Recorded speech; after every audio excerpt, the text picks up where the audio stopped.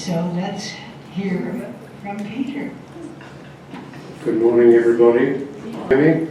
Yeah. Can you hear me well? I want a show of hands from anybody who's had back pain for more than a month. 75%. More than 2 months. 20%. Well, that qualifies as chronic back pain, pretty much. I was told by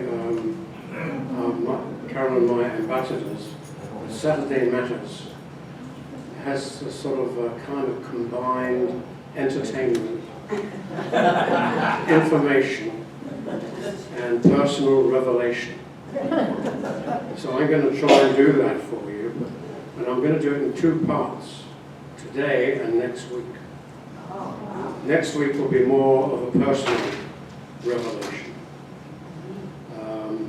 more to do with how I, as a physician, got frustrated with and was beset by back pain and found a fabulous solution for some people. Okay, so I called it the rabbit hole of back pain because back pain has lots of little burrows and passageways around it, and nobody really knows what the cause of back pain is, which is why there are so many different treatments. And I'm going to take you through some of the problems around back pain. This is not a lecture on what actually causes back pain or how to treat back pain, because it depends on you. Okay. So who am I? Well, I think that's a good start with that. I was trained at Blissell Guy's Hospital Medical School in London, which was founded in 1740 by Sir Thomas Guy, who was an investment broker and a slave owner.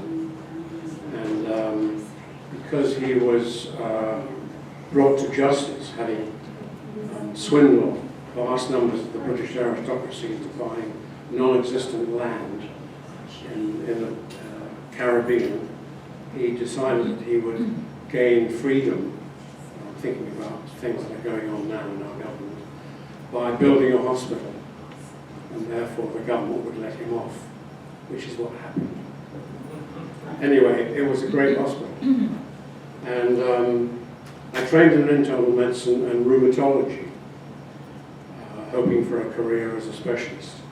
But then I gave that up and switched to become a simple country doctor in one of those little villages that you can always see on PBS. Then my wife Carolyn, who's fortunately here today, decided to take a year off and help the Americans improve their healthcare system. And we came to North Carolina to start a residency program in family medicine. And then they recruited me back, waving dollar bills in my direction and a chance for academic improvement. And we were at the University of North Carolina for 25 years. 35. 10 years out of my memory gone. I've always been frustrated by caring for people with low back pain because they didn't seem to get better whatever I did, or not very often. So the purpose of my talks is to share my frustrations to some degree, to give you some knowledge that you may not have read or heard about before, and share my experience. But I'm going to start out with pain. What is pain? There's an International Association for the Study of Pain has a definition, which is it is an unpleasant sensory and emotional experience associated with or resembling actual or potential tissue damage. So it's kind of fear-inducing stuff. It's a biological early warning and education system. Something bad is coming.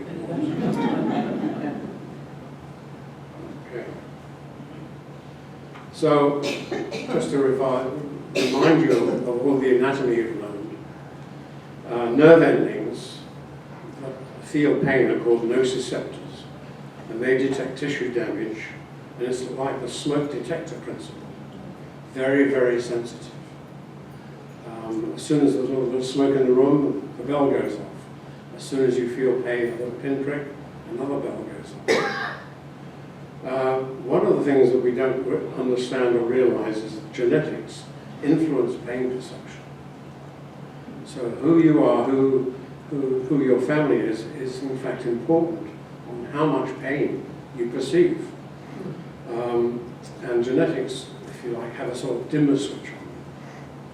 So there are two types of genes, SCN98 and GCH1, and don't tell me, don't ask me what those are. But the people who have those feel much less pain than others.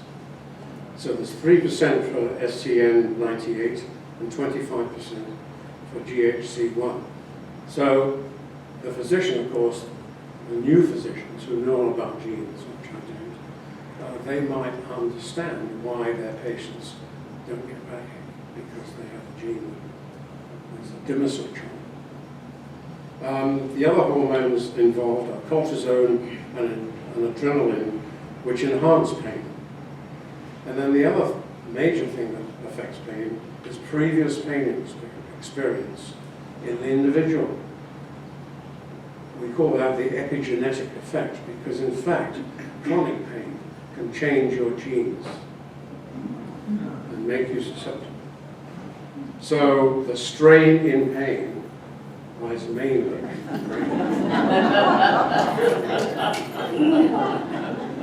Okay, now here's there are 5 major locations in the brain that feel pain. And they don't all light up at the same time when you do an MRI. When somebody has pain and you do an MRI, you see bits of the brain lighting up. Thalamus is a kind of relay station. The anterior cingulate cortex, which involves calculation, error detection, things like that. The insula that integrates information and involves basic emotions, sadness, happiness, empathy. And of course, pain can, of course, cause pleasure in some people. It can be erotic.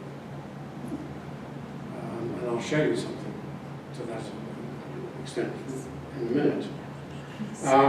The somatosensory cortex, which is right on the top here, is the pain location and intensity. And the prefrontal cortex is attention, expectation, and decision. So, here we are as an illustration of this.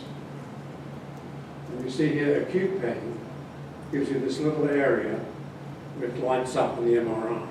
If you have chronic pain, it's all over the place. It's a very, very complex situation for people with chronic pain.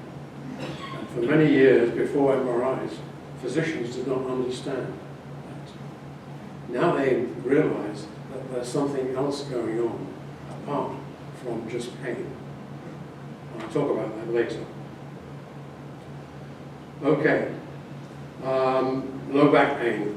The National Library of Medicine has a kind of definition. Low back pain usually goes away on its own after a while.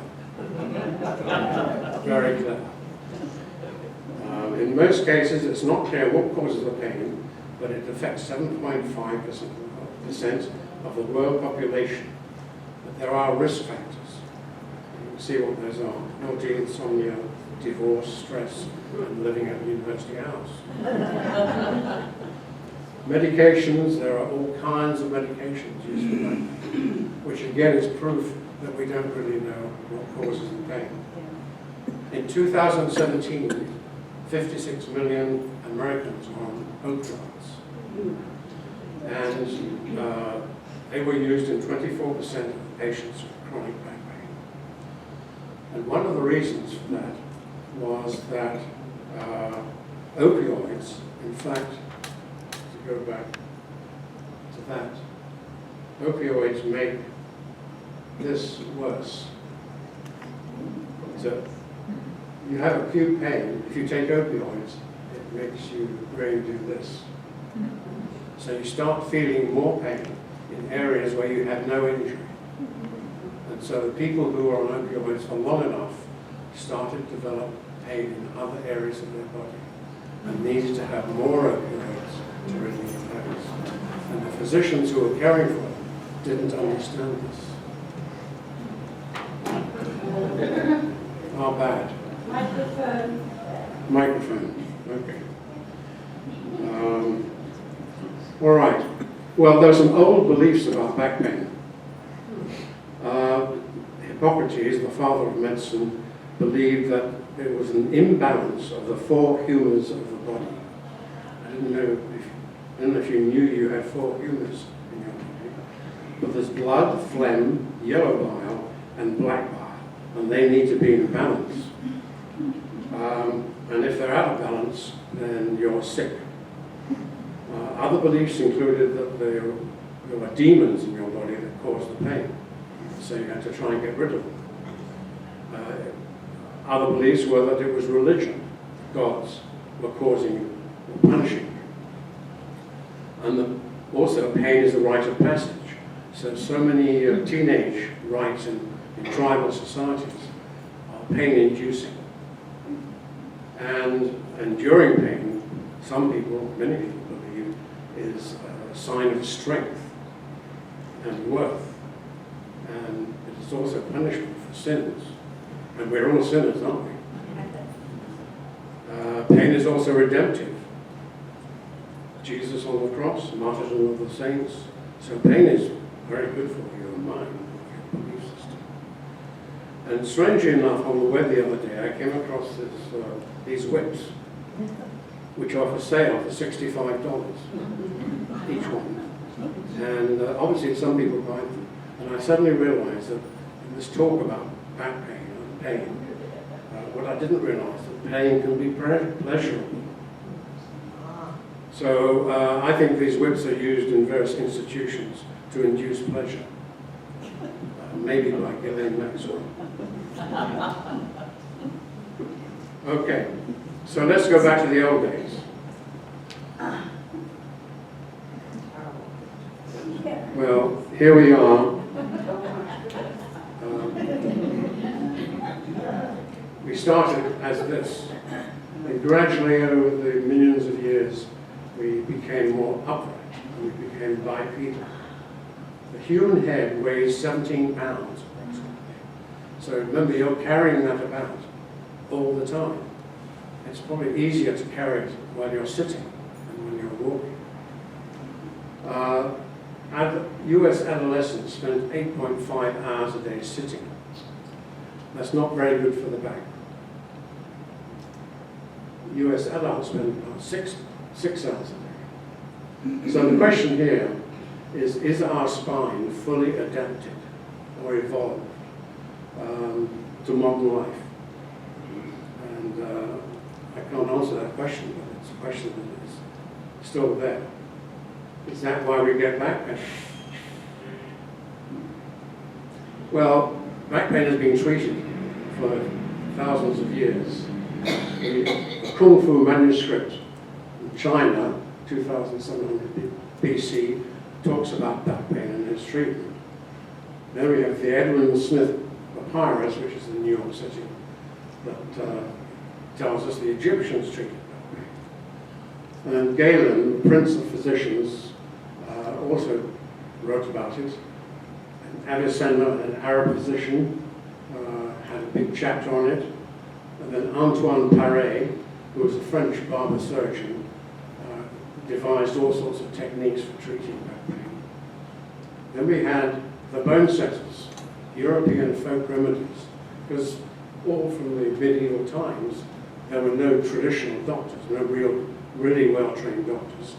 And families passed down skills of bone setting from father to son, and so on. Then came the osteopaths and chiropractors in the USA, mostly immigrants.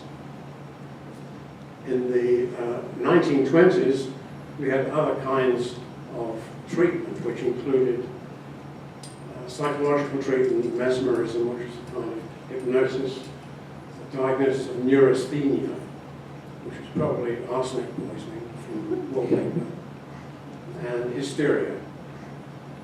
This surgery was first done in 1932 by Mixter and Barr.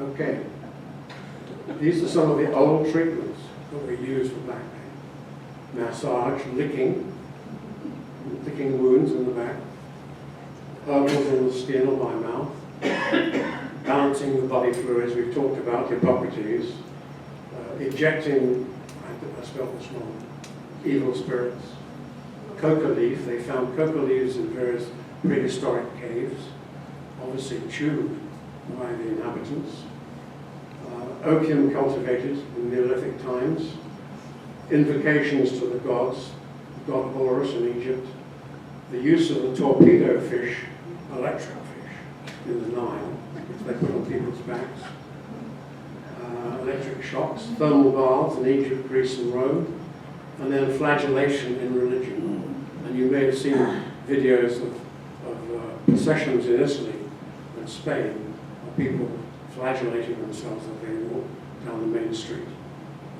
And then bloodletting and cupping. So here we have a picture of Chinese manual therapy, which was used for over 1,000 years, as well as acupuncture and acupressure.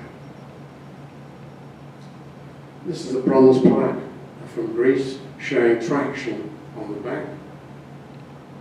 And this is Hippocrates' diagram of the falling ladder treatment for back pain. So you strap somebody up there, you have people falling on a pulley, and the patient lies there upside down for 45 minutes to an hour, hoping that the vertebrae will sort of distract from each other. And they use the ladder, use it also the other way around, and had you hang from the head.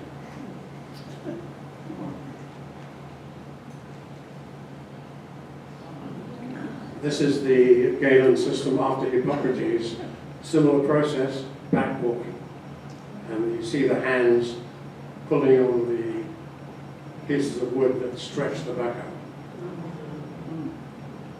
There's another one, which is an Arab treatment from Abu al-Sina in 1980, manual therapy. And finally, Ambroise Paré, the famous barber surgeon from France, who was really part of the French army. And he actually designed another system for back pain, which is called the rooftop drop. And basically, you tie leather thongs around under the arms of the patient with back pain, take them to a parapet on a building, and then push them off. And the jerk occurs when the patient drops. It's supposed to straighten the spine. Of course, the bone setters were famous, and here is a book published in London called The Complete Bone Setter Enlarged. Deals with broken bones, dislocated joints, commonly called broken bellies too, ruptures. And he added the perfect oculus, the mirror of health, and the judgment of urines. The judgment was mostly by tasting. And the treating of pestilence. So this was Friar Moulton's book, 1665. Now here's a very famous lady. This is Crazy Sally, 18th century.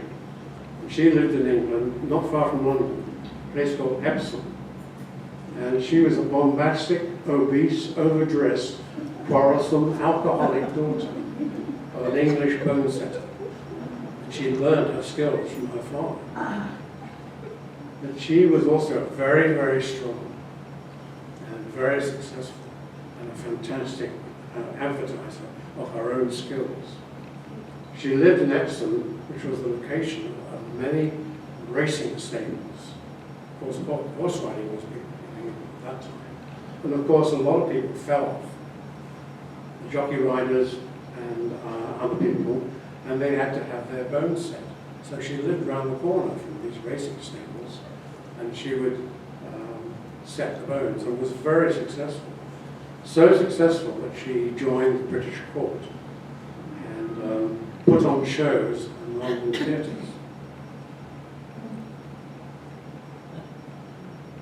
Here's a diagram of what was known as the trampling cure in Germany.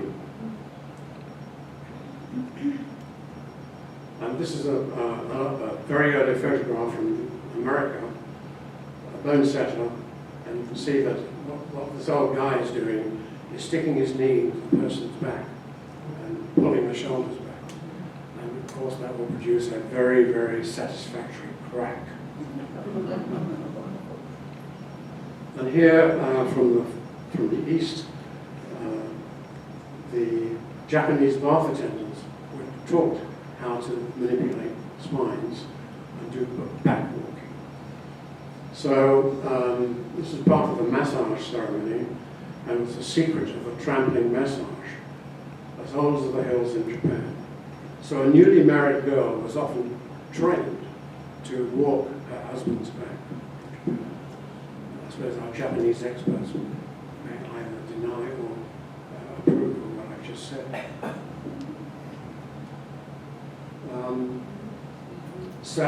Sciatica, which is pain further down the back into the buttock, also has old treatments. It was called the Hexenschuss, or the witch's shot, in Germany. And in Scotland and Ireland, it was the invisible elf arrow. You got hit at an elf arrow. It was always shot by a witch or an elf. And in the Talmud, the shigroma is the word that describes back pain caused after Jacob wrestled with God. Apparently the treatment was to rub the area 60 times with brine. Okay, so what about America in the days of the immigrants, first immigrants? In the 1750s, there were all these alternative forms of treatment because there weren't doctors around. So we had mesmerism, which is a sort of hypnosis, coffinism, which is a system of using three certain herbals. Eclectics were people who would try anything. Thompsonism used lobelia plant and cayenne pepper almost solely. There were hydro healers who made you bathe in ice cold water or hot water. Bone setters, homeopaths, native Indian medicine was very popular and was exported to Europe. And then there was all the sort of snake oil stuff, as well as electricity, which was just been invented. The allopathic techniques, that is all the trained doctors, the few trained doctors who came, people like me, we were very, very clever at cupping, bloodletting, blistering, using mercury, arsenic, and colonic washes.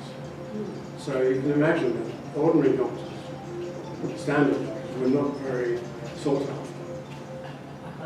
It was mostly unpleasant. In the 19th century, scientific medicine took over in the USA, and we got all the basic sciences. All right. Well, this is the epidemiology, the prevalence, if you like, of back pain. You see that from the age up to about 55, this is the incidence of back pain. It increases in the population. And then it comes back in your 60s. That's why 70% of the people here put their hands up back pain. 10 to 20% of the population suffers at any given moment from back pain. 11% of industry workers are off for 1 to 6 months every year. It costs a lot of money. And 80% of that is spent on 10% of the claimants. So it's a big kind of economic problem. After 1 year of low back pain, chronic low back pain, there's a 30% recurrence. I'm going to just skim through some anatomy for you to remind you what you've got holding you up. The pain comes from discs, facet joints here, and sacroiliac joints. It's transmitted by nerves. The disc here can protrude on the nerve. Spinal stenosis canal becomes narrow. And then there's all the muscle strains, which cause back pain and trigger points. So the spine moves because you have a very, very flexible disc here. And that disc is like rubber. The center part is very fluid, and it gathers fluid during the day, and at night the fluid goes away. So you shrink at night, probably about 2 to 3 centimeters. And during the day you get bigger. So that allows these joints, these vertebrae, to move backwards and forwards and backwards and forwards. And the rotation is produced from the facet joints of the side. So the spine goes that way. Now this is a normal spine, and this is one where the disc has pushed forward. And then you see this vertebrae has moved backwards. That's called a subluxation, a term used a lot by chiropractors. The question is, does subluxation do any damage? Chiropractors think it does, osteopaths think it does. But the evidence is not very strong. And then finally, low back, very low back pain, is from the sacroiliac joints, which may normally allow us to swing our legs forward and therefore rotate the hip. And you can either have hypermobility or hypomobility. And what that does is often shorten one leg, and that can cause back pain. The other part of the back is the muscle, or the muscles, which support the back. And a very famous physician, Dr. Janet Travell, who was the personal physician to the presidents in the White House from 1942 onwards, discovered or came up with the theory of myofascial pain syndromes.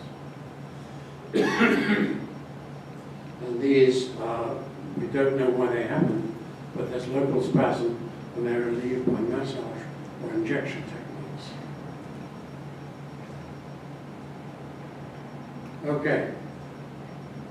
What about patient perspectives? Is that of any use or any interest?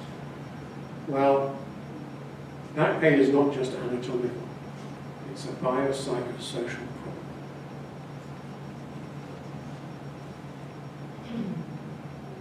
We have a thing called the human pain threshold, and there's a theory of you get pain when the gate to your pain in the nerves is overcome. It's called the pain threshold.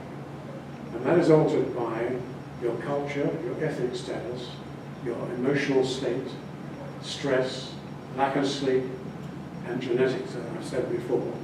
And finally, something I discovered in practice, abuse, especially in childhood. That is either emotional or physical abuse leads to lower pain thresholds. So one of the questions I always ask patients after we were introduced and we were friendly enough, have you ever suffered from abuse as a child? Because that's a very rude question to ask. This is quite an important piece of information, and has been proven in animal experiments. Okay, so what are the patient's fears, concerns, or questions when they come in with back pain? These, we know, are usual and common. What do I have? How long will it last? Is it serious? Why did it happen? Will I be disabled? The others are not usually asked because either the patient is too shy to ask it or the doctor doesn't ask about it. Will it affect my job? Will it change my life? Will it stress my family? Will I need surgery? Will it cost a lot of dollars? Will I be able to sleep? will I be able to enjoy sex? People don't ask that question. So there are unanswered questions. There was a survey done in 2003 about what people think about their back pain. And there's a lot of data here, but 62% said it lasts on and off for a year, 75% expect to live with pain, people keep going, 40% see it as a personal weakness, something they have to come up with a solution with. 84% of the mind influences the pain experience, and 54% were treated by a chiropractor. I'll pass on that. So, what do you believe is the cause of back pain? Misuse, bad habits, wrong movement, bad sleep, damp weather, lecture too long, constant heavy work, mind-body problem, personality stress, guilt, punishment for a sin, a patient, you deserve to suffer, heredity, all my family had backache, I expect I'll have it as well, this is why I've got it, aging, arthritis, and then I'm plumb wore out doctor. The work I do, the people who clean our apartments and so on, and lift trucks.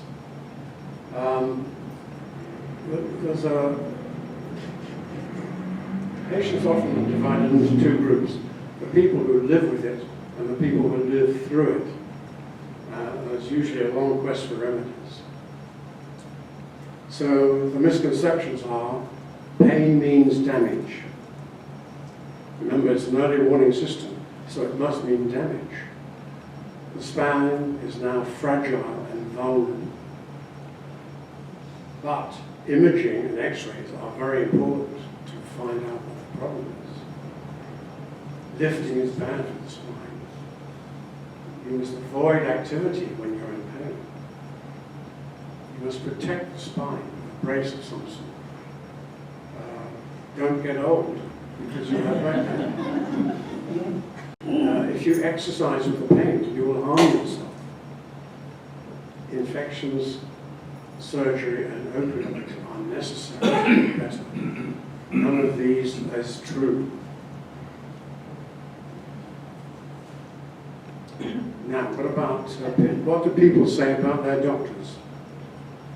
Some patients say, all he did was just prod my back with his finger. He just pulled up my shirt or blouse, took a quick look, and grunted.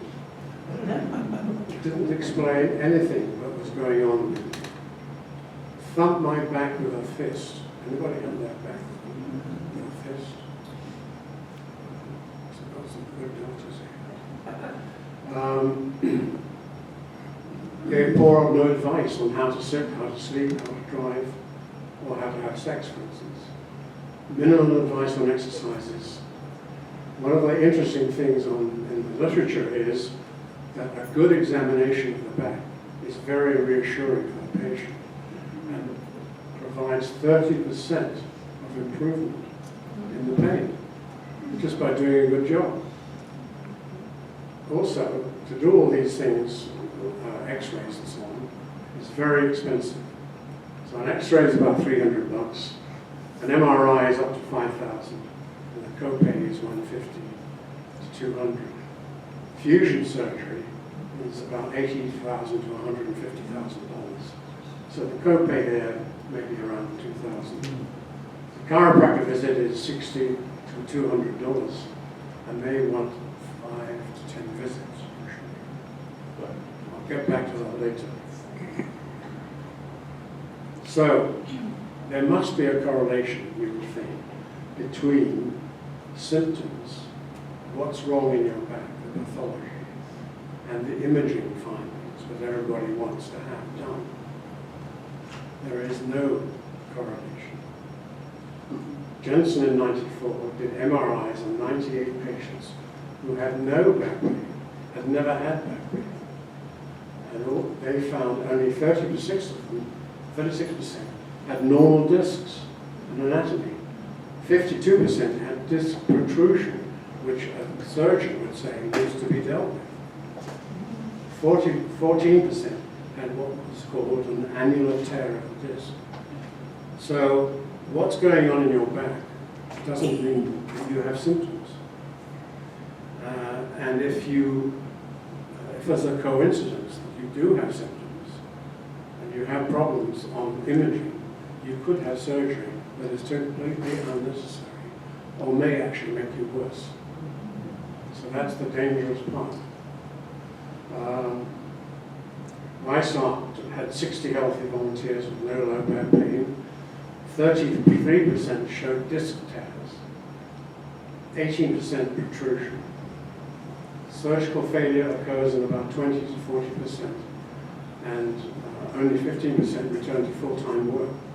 So this is the famous Latin saying, primum non nocere, first do no harm, which the surgeons need to understand.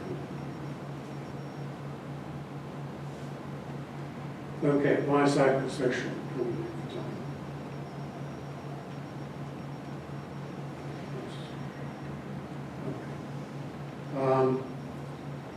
Pain is modulated by the brain, we knew that.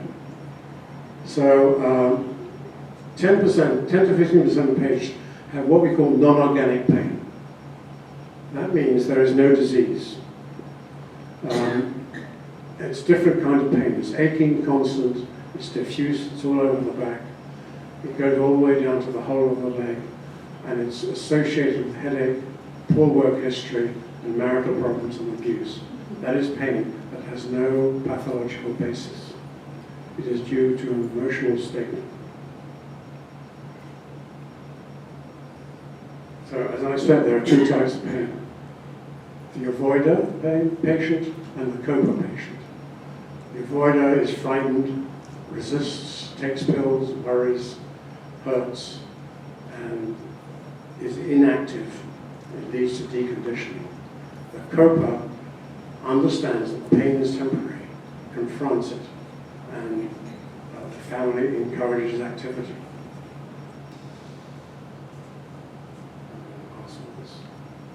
I'm going to finish here. Next time, I'm going to talk about the treatment of back pain and more about how I was frustrated, learned some new techniques, and perhaps got better at it. It has to do with chiropractic and osteopathic manipulation, which I learned as an apprentice from an osteopath in London. That's a different story. Thank you.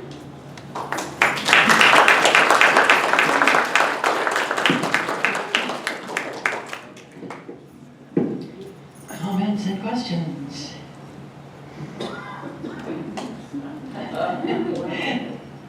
Thank you.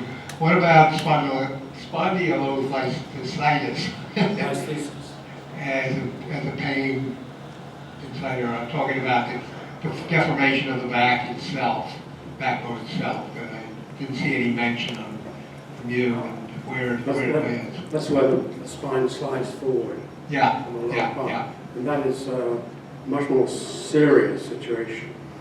It can cause pain, but often it just produces an abnormal looking back. That usually is corrected by surgery. Okay. It doesn't always cause nerve pain. Yeah, the reason I asked is I was told by an orthopedic doctor who diagnosed it, and it's still there, that over time it would probably heal itself simply because of fusion of the backbone. Well, if it slides forward due to a rupture of a ligament, it won't go back to that. Okay. You'll just have that back that looks strange. A friend of mine had extreme back pain, and they found it was a pinched nerve in the spine, and he had surgery that corrected it. No. Happy ending. The pinched nerve just means that you can have a pinched nerve and it just prolapses. The pinched nerve will produce an effect down the leg. If you just have a pain in the back, that's not a pinched nerve. That is a pinch in the facet joint. There's a lining in the joint called the synovium. You've heard of that? That allows you to move smoothly. And what has happened is it's pinched a bit of the synovium, the lining of the joint.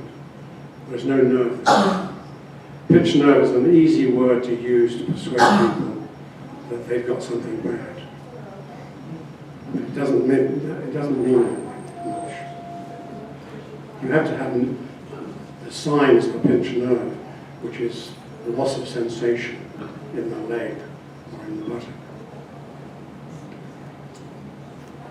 Okay. Fella. Well, Okay. thanks for being still here. Hold on a second. Uh,